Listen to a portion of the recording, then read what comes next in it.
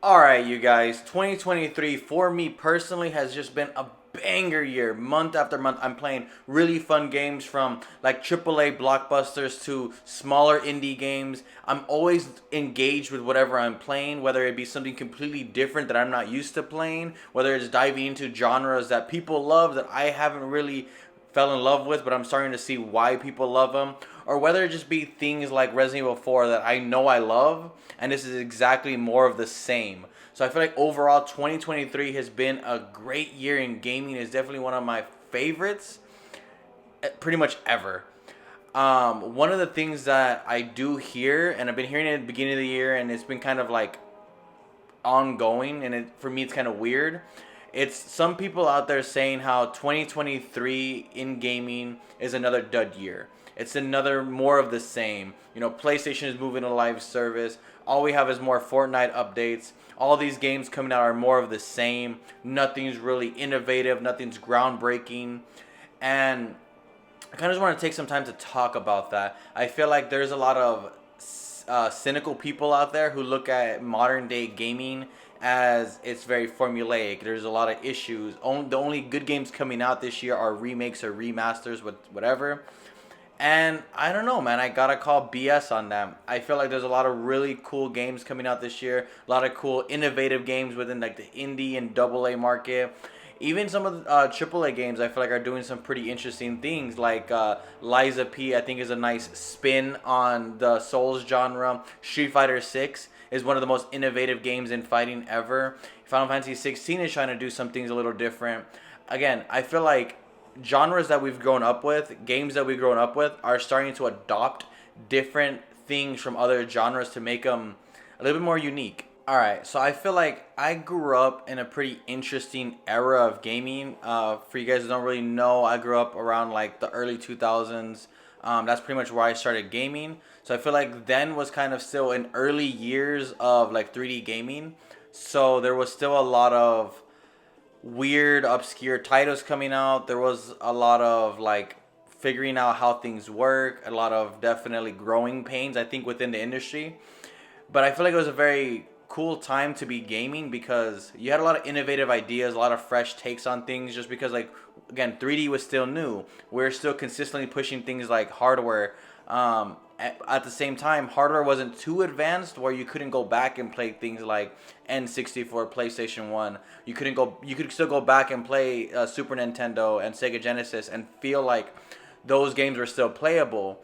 Versus, I feel like now, if you've been gaming like PS3 and up, I feel like you're more used to a style of this is how gaming works. And there's a certain point where you can't go back to. Like, I know a lot of people who can't go back to PlayStation 1 and N64 just because the controls are kind of weird. A lot of the camera angles are bad. Some of the graphics just look so wonky. And then I know some people who grew up around the NES era, Super Nintendo eras, and kind of been through gaming this entire time, who've kind of been there and seen it all, done it all. There's little things that can do to surprise them, and they kind of have this viewpoint that like they know what games are. They know what good games to them are. They don't need to play a game to know whether it's good or not. They just know. And I feel like these kinds of biases are the people who are becoming more cynical. I feel like if you grew up like PS3, Xbox 360 era of gaming, and that's kind of like where you started off, you have the unfortunate ability to go back and play some older games that are like phenomenal. Some older IPs that when you hear they get rebooted, you guys don't have that same attachment like some of us do. And I feel like with gamers who've been gaming, you know, since pretty much the beginning, you guys have this level of cynicism that does not allow you to enjoy the joys of modern day gaming. Things that should be exciting to you are not because again you have this perceived bias that you've seen it and you've played it already, or you have like this hate for like live service games or things that are like common modern day trends that you guys just hate. And I get it. It's different. It's not what you grew up with. It's not what gaming has been. But I feel like we got to understand that again, gaming is a lot bigger than it ever once was, and there's certain things that have to be done in order for gaming to not just push the envelope, but even just to survive. There's people making these games that need to get paid. There's people, publishers and developers who need to pay their teams, keep the lights on, and afford to make the next game out there. So I feel like the people who say there's a problem with like today's gaming, modern day gaming, I feel like they have a couple of things that they always kind of harken back to as saying this is the issue. They're always saying things like, why aren't these developers making new IPs? But then when they do attempt to make a new IP, everyone is saying this looks stupid. Why are you doing this? Go back and make, X, Y, and Z game that I grew up with, Why is PlayStation investing in, these new live service games? Why don't they invest in their old IPs like SOCOM or Killzone? Okay, well, SOCOM and Killzone died because people didn't support it anymore, People always want to say that these new games, these new ideas are rip-offs of other things, Foam Stars is just Splatoon. Okay, well, at one point, Fatal Fury was just another Street Fighter. Is the competition. They pulled from me. They pulled from it. Battlefield was born because of Call of Duty's rise. Games lead way to innovations of new genres, and I think that's fine. I think, like let's talk about Foam Stars, for example. Do I think it looks like a great game? No. Am I willing to give it a shot? Depending on, the price and how they want to choose to market this game, etc. We'll see if I want to get into it. But more importantly, what I like to see is the fact that games are inspiring other games. That developers are seeing what people like and they're trying to, give people what they want. And I don't see an issue with that. Like Splatoon 3 is a big popular game in Japan. What's the problem with creating a competitor to that? Every time we see like someone trying to make a Smash clones, everyone has this cynicism that like, oh, it's not going to dethrone Smash Bros. Okay, why does it have to? Why can't it just coexist or, be there? Granted, our Smash clones aren't great. So, I understand that. Multiverses wasn't the best. Nickelodeon All-Stars wasn't the best. Yes, my problem with modern day gaming is everyone has this kind of instant whiplash towards trailers, towards reveal trailers or gameplay trailers. They can immediately look at this and be like, I hate this without ever being told anything about it. This new Prince of Persia game that's coming out. Is it the Sands of Time remake we wanted? No. But this does not mean the Sands of Time remake is not coming out. This is just another Prince of Persia game. And personally, I think it looks cool. I think it's pulling things that I like from other games, like Metroid, like Rayman. It looks like a lot of things that I like in gaming put with the Prince of Persia like brand. And I'm fine with that, because if Prince of Persia could find a new identity within the new marketplace, that'd be great, because then we get more consistent Prince of Persia games again. And I liked Prince of Persia. So I think people who look at these trailers and immediately just hate it, I think you're a little weird, in my opinion, to be honest. I feel like there's better things that we can get mad about. Now, when the game releases and then it like scores a 76 or something, or a 65, or it has a terrible Metacritic score, then we can start clowning on it. Then we can start poo-pooing on it. But until we get those review scores, until the game is actually out there and people are playing it, let's just try rooting for games. Let's start supporting games. That way that they can release, and then hopefully they come out in a state that we're happy with. And I don't know, maybe I'm just naive. Maybe I'm just too optimistic, and I'm hoping that games that get released are fun and different. Or even if it's more of the same, that's fine too, because I enjoy the same. Sure, does formulas in gaming cause stagnation? Yes. But if it's a good formula and it produces great products, I don't see an issue with it. Sony, the entire PlayStation 4 generation, rose to prominence because they created a formula to creating games, and they rode that all the way to the top. And people were poo-pooing on PlayStation for being too formulaic. Okay, well now they're changing the formula. They're trying to add do new IPs, sure, in the form of live services, but they're doing something different, and then now people are poo-pooing on that and saying, go back to your formula. Make up your mind, people. I feel like the biggest problem with modern day gaming right now is the fact that we don't celebrate games that are different. We don't celebrate games that are innovative or trying to do something different. We kind of just want more of the same, but then complain when we get more of the same.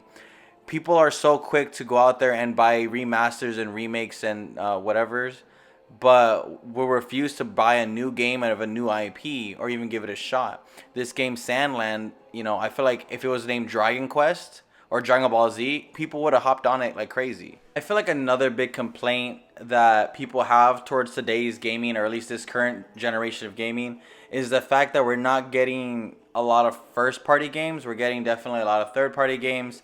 And, we're the only PlayStation exclusive we're getting is Spider-Man 2. Xbox hasn't really released any strong first parties in a while. Nintendo is only really dropping Tears of the Kingdom or whatever. What are you guys talking about, man? Like, sure, PlayStation might be taking this year off. But last year they dropped Horizon and God of War Ragnarok. Granted, those were, PlayStation 4 and PlayStation 5 games. But let's give Spider-Man 2 the benefit of the doubt. It's going to be phenomenal. And they have some phenomenal exclusives like Final Fantasy 16. Maybe in 2025 we start getting some pretty great games. But right now, I'm pretty happy with the third-party offerings on PlayStation. Nintendo, Tears of the Kingdom is one of the greatest games on the Switch. And I'm probably going to be playing that game for, up until the end of this year. I'm sure a lot of people ran through that game and put 200 hours in it like immediately. Is that Nintendo's problem that you have that much time for gaming? Holy shit, man. Like, don't get mad that you put 200 hours of Tears of the Kingdom and now you want the next thing and there's no Nintendo Direct or whatever. Like, Jesus, man. There's still other games exclusive to the Nintendo Switch, like a Detective Raincoat. So I think, again, there's things to be played on the Switch. There's things to be played on the PlayStation. And then if you want to talk about Xbox, well, on Game Pass, you guys are getting Lies of P. You guys got Wulong Fallen Dynasty, Atomic Hearts. You guys are getting the Persona 3 game, the Persona 3 remake, Persona Tactica to Game Pass. Game Pass is honestly looking pretty fire from a third-party standpoint right now. Sure, you're not getting your Gears or you're not getting Avowed yet, but, I mean, there's still time. We can still get them. Look, I get it. We buy these consoles for their first-party games. I 100% agree with you. These developers need to be producing top-tier first-party games consistently.